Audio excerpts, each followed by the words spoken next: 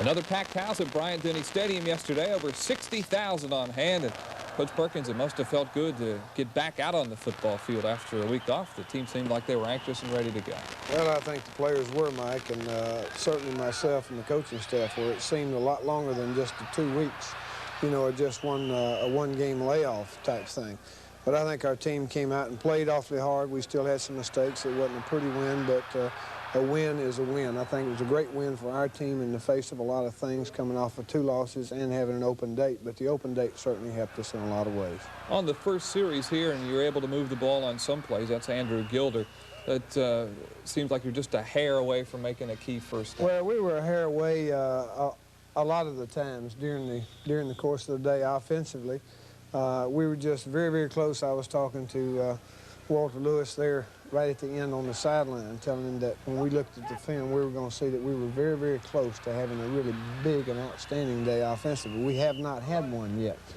But certainly we come back the next time that we have the football after that first series and they stop us and come back and just march it right down the field and get a touchdown on the board, which was a real good feeling for us. Long third down play here, and it's complete to Jesse Bendros, but not enough for the first, and Malcolm Simmons has to come in and punt it away on the first series. We get ourselves into a long yardage situation there and come up just a little bit short there in front of our bench for us on the third down situation and have to punt it away here. That's a couple of times during the day that we did this very thing. And they would take the football after this punt, and the Wishbone offense seemed to be effective at the beginning as they moved the ball right down the field. Well, they moved the ball down the field. They had some success with basically 2 plays. This is one right here, a little trap to the fullback, right up the middle. And another play that they had success with in the first half was a fake to that fullback and hitting a slant pattern from a passing standpoint. They marched the ball right down the field. This is a little double counter play action in the backfield and hit the back out in the flat. But the 2 plays I'm talking about is the trap, which you'll see a couple more times. Here it is again. The fullback right up the gut, hitting the trap on the weak side, and then the fake trap to the fullback and hitting the slant pattern outside. A lot of press, a lot of publicity about the defense in the past couple of weeks and the fact that there would be some personnel changes. Were you pleased overall with the performance? I think probably we'll be pleased, you know, overall with the performance. Being the first time that we play the Wishbone team this year, playing some new people a little bit more than we've played them. Certainly our defensive football team in this one game, though, Mike, made more big plays, head and shoulders, more big plays than we made in both the Tennessee and the Penn State games put together. Well, a big play coming up here as John Bond has taken it down inside the 10-yard line. This is a great play by Randy Edwards here, and Randy Edwards had, I think, 2 or 3 really great plays in key situations for the day for us.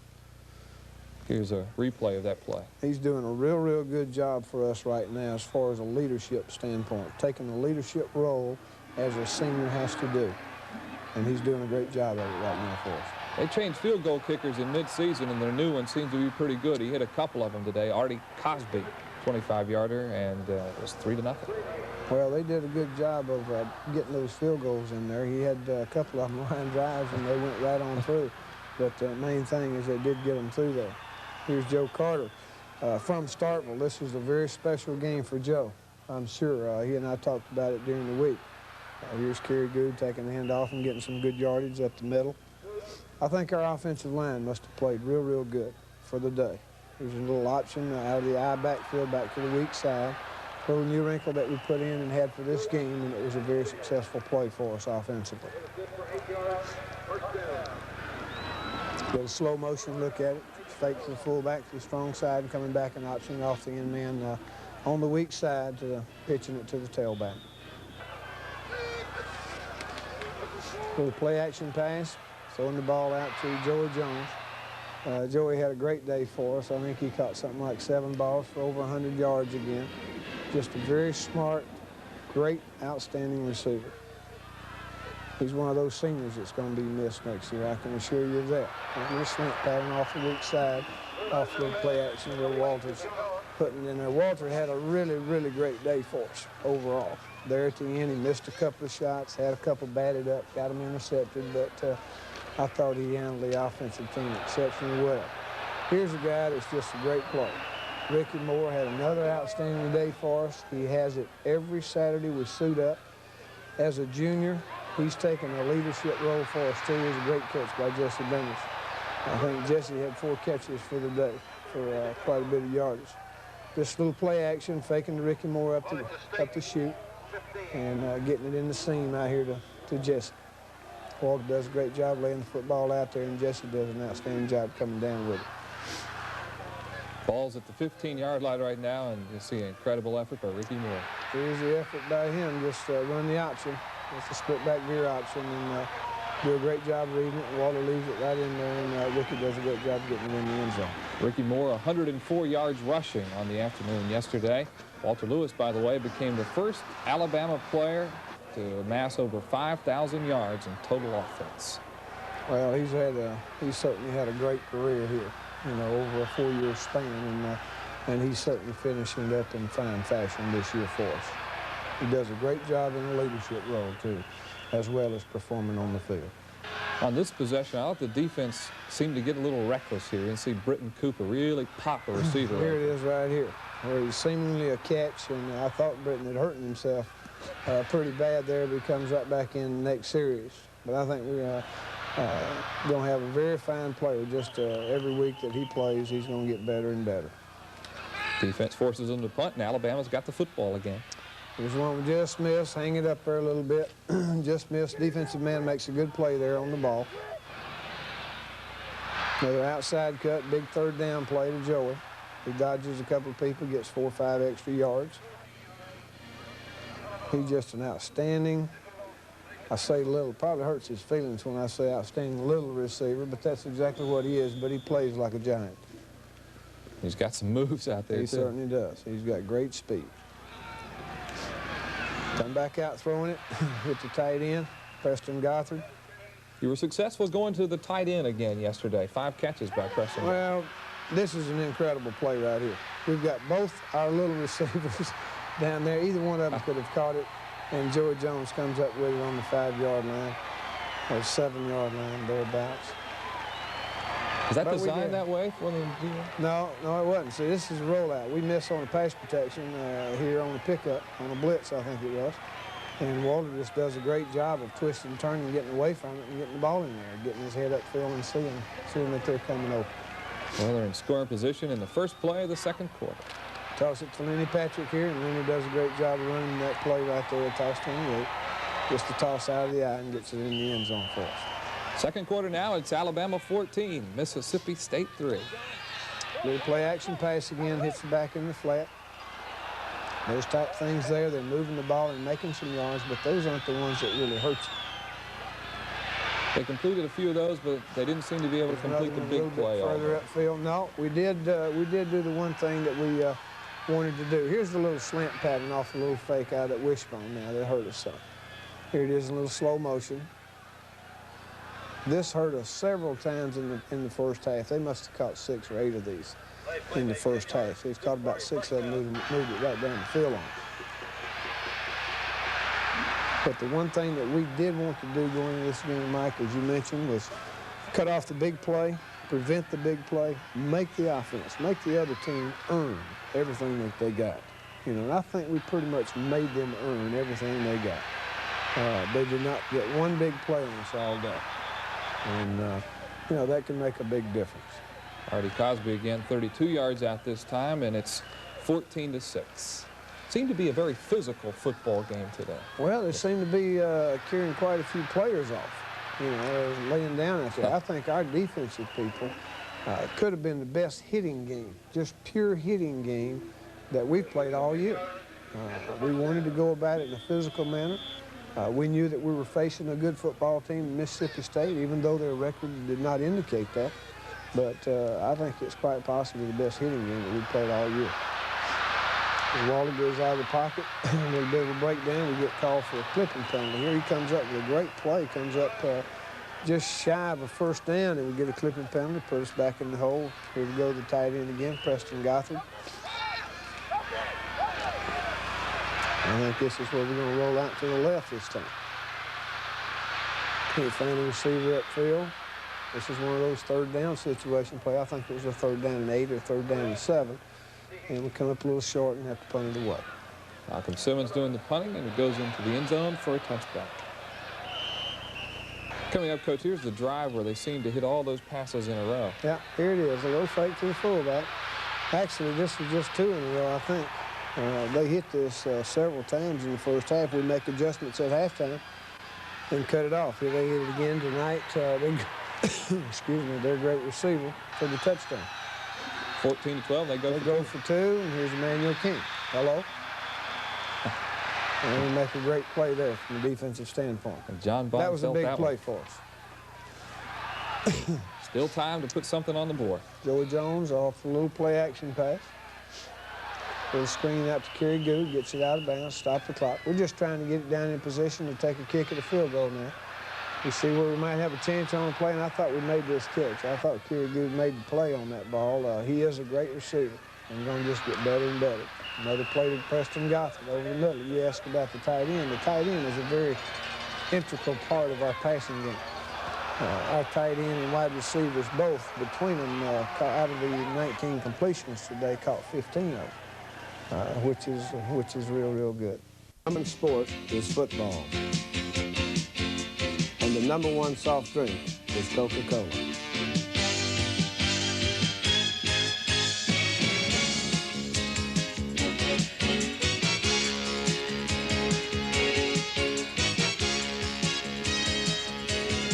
Refreshment, Coke is it.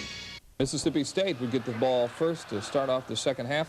Coach Perkins, did you have to make any adjustments to try to stop that slant play that they were so successful with towards the Well, first we made half? some adjustments with our defensive corners and our defensive outside linebackers and our strong safety, depending on the coverage that was called.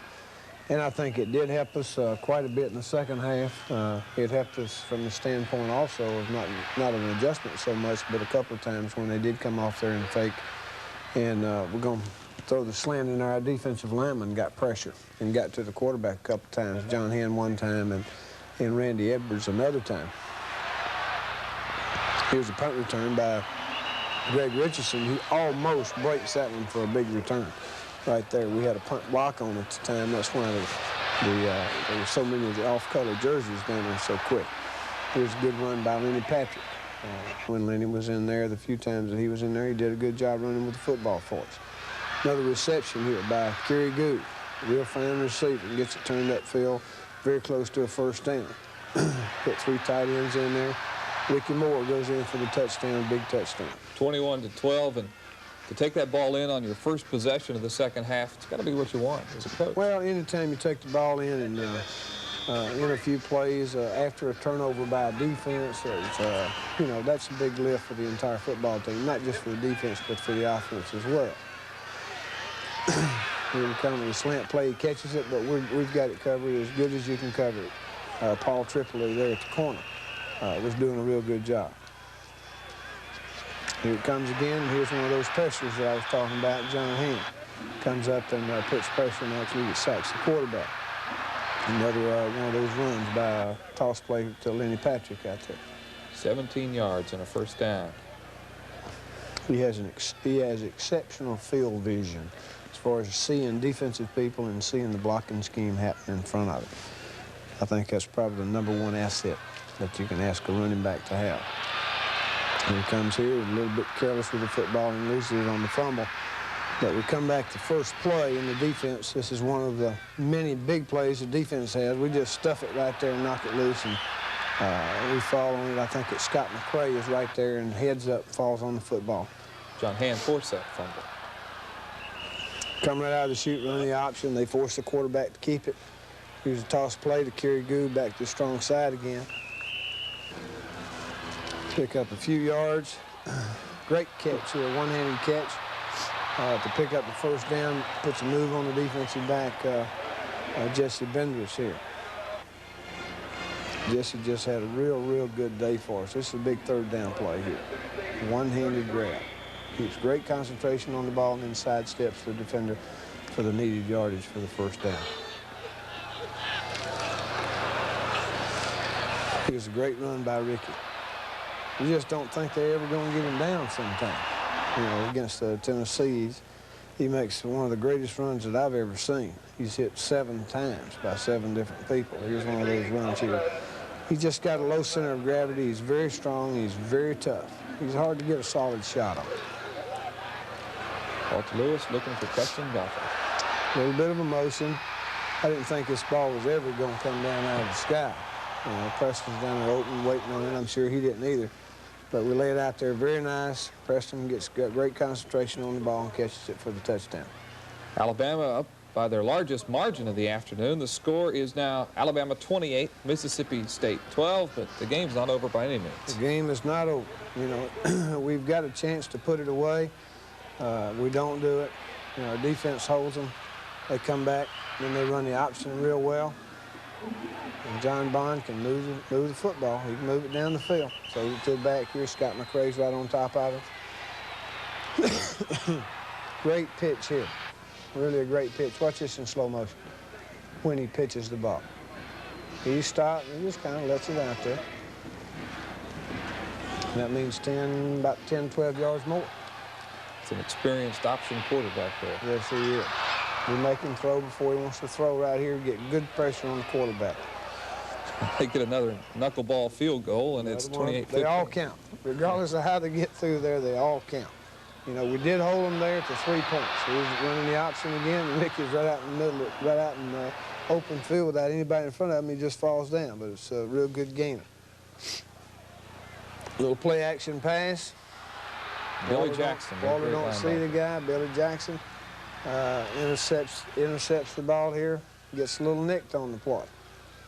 Here we come trying to throw the slants. They were throwing the slants. Now they go to the outside and throw the fade routes, what we call the fade routes, which is just the opposite of a slant. Come back to the other side and throw the slant one time. Hello. We stop it here. Down inside, force them to kick a field goal again. Again, it's good, and it's 28-18. Alabama's lead now 10 points. Come back. They pitch it out on the option to Kerry Good. He picks up a big 9 yards, close to a first down. Second one, called one of the safest plays in our book, a little play-action pass, just a little slant pattern, which we had hit to Joey Jones previously. It gets tipped up into the air, and it's intercepted. The defense will come right back. Make a big play. Stan Gay makes a big interception on the 5-yard line, runs it back for us, puts it in pretty good field position. The main thing is they turn the ball right back over and makes a big play for us. It's got to be a lift for the offense, too, after a turnover, and then the defense comes up and forces another one. It certainly is. It's a big team effort here.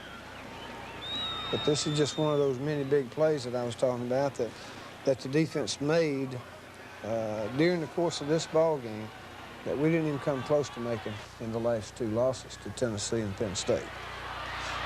Here's Ricky Moore again out in the open field. And he's got so much body weight going forward that he kind of falls down. Little play-action pass to Joey Jones over on the sideline again. Another Alabama first down. Here's what should have been a touchdown, and Walter's going to get sick when he sees this on film, I know. But a little bit further out there, he would have had a touchdown to Kerry Good. Tim Parrington now their quarterback, and he makes a nice run here.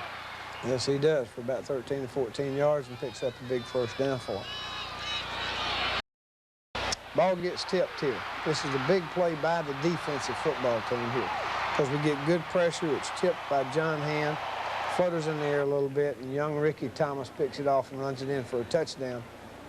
And watch the excitement here. The excitement, most excitement is shown by a senior.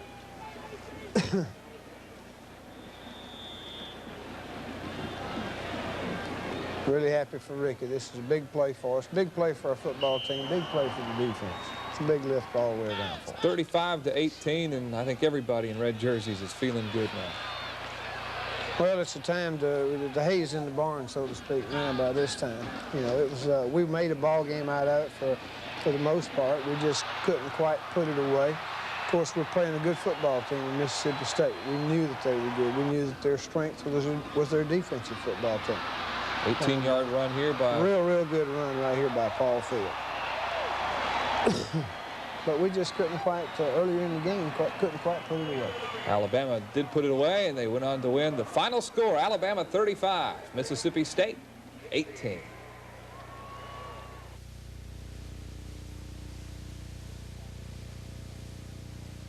Cherokee, Alabama is the hometown of this Crimson Tide fan, Miss Emmeline Floyd, and she would like to ask Coach Perkins this. And I would just like to ask Coach Perkins how Alabama school compares today when he was going to school. Well, Emmeline, from an academic and athletic standpoint, I think Alabama, without question, still attains excellence, as it did when I was in school back in the mid-'60s. The biggest change is the physical plants of both the academic and athletic complexes. Staying with the athletic complexes, I can remember old Freedman Hall was where the football players were housed when I was in school. Our dressing rooms were in one end of the natatorium there at the end of the football field. The Coliseum was in the process of being built when I was in school. Time changes everything primarily, and in the future we're just getting ready to break ground on a $6 million football building ourselves. So over a period of time everything changes. I think we will always see excellence in academics and athletics at the University of Alabama, as well as an improvement continually in the physical complex. Our final question tonight comes from a very young Crimson Tide fan. His name is Stephen Phelan. He's 9 years old from Montgomery, and he has a very interesting question for Coach Perkins. And I want to know what happened to the defense. Coach Perkins, I would like to know what happened to them. They just didn't play that well. Well, Stephen, to be perfectly honest, it broke. In 2 ball games, we did break. Defense, you'd like to think that you could bend, but not break. We did break, but we're picking up the pieces, and against Mississippi State this past week, I think we proved that we did improve over that layoff and with that open date, and I think you'll see that our defense will continue to improve the remainder. And thank you. Now,